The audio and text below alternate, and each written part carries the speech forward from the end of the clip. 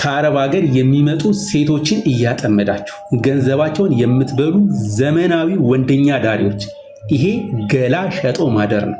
ሽንት ቤት አጥባ ለፍታ ያመጣችሁን ገንዘብ መብላት፣ ይሄ ገላ መሸጥ ይባላል። ደግሞ ከዛ የምትመጡ ሴቶች ለምንድን ነው አንዷ ተጎዳው ስትል ከአንዷ ማትማሩት? ስንት ዓመት ቆየሽ ኩዌት? 5 ዓመት። ይሄን ዲናር ትዝቂው ነበር ማለት ነው? ያው የልጆች አባት ለእንትን ነበር የመጣው።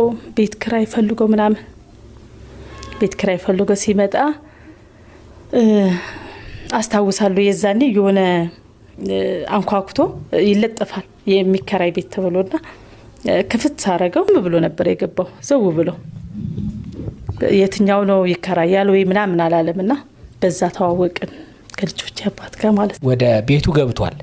ተከራይ ሆኖ ነው የገባው አይደል? የልጆች አባት ሻንጣ ምናምን ብቻ ይዞ ነበር የመጣውና ሻንጣው ሳየው ባንክ ስቴትመንት አለ፣ ወረቀት ዲያሪ ምናምን አለ እና 2400 ብር ይላል ባንክ ስቴትመንቱ።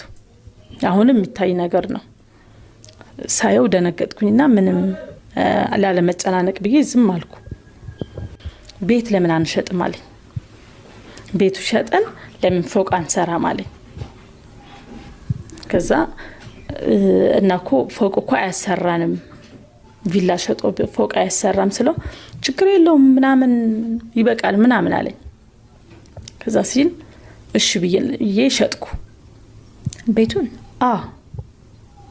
ምን ቆይ ይሄኛው ቤት አሁን ከሱ ጋር በትዳር እያላችሁ ቤት ሽጠሽ ቤት ቀይረሻል አይደለ?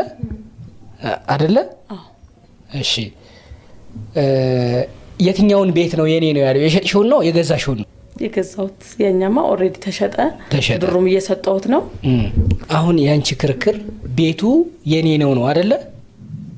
እሱ ወደ ትዳሩ ሲመጣ 2400 ብር ብቻ ነው ይዞ የመጣው።